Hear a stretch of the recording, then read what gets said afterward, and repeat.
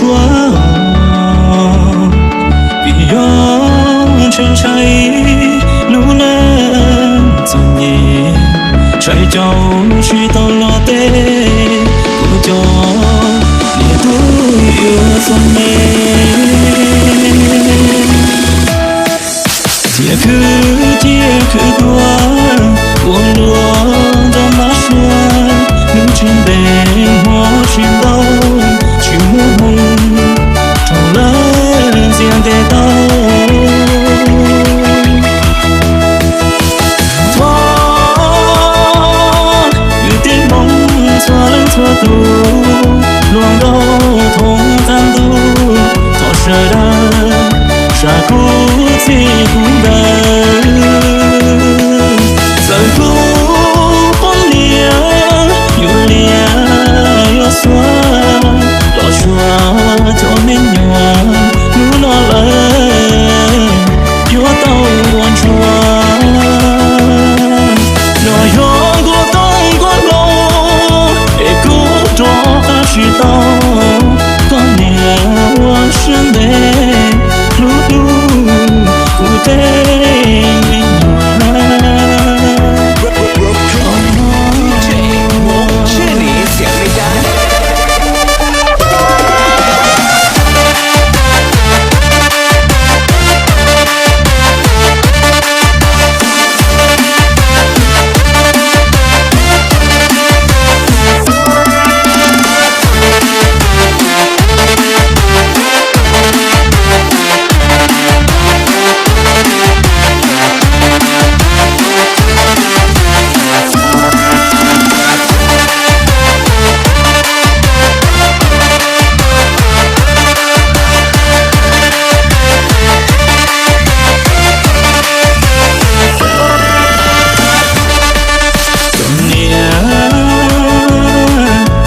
chúng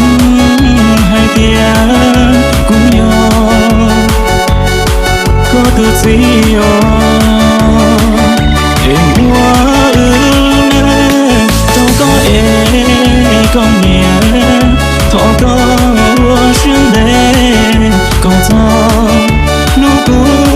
trôi lo chuyện mà con nhẹ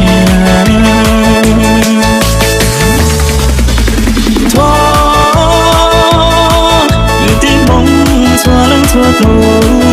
luồng đau thong tan tu thọ sợ đau xa cũ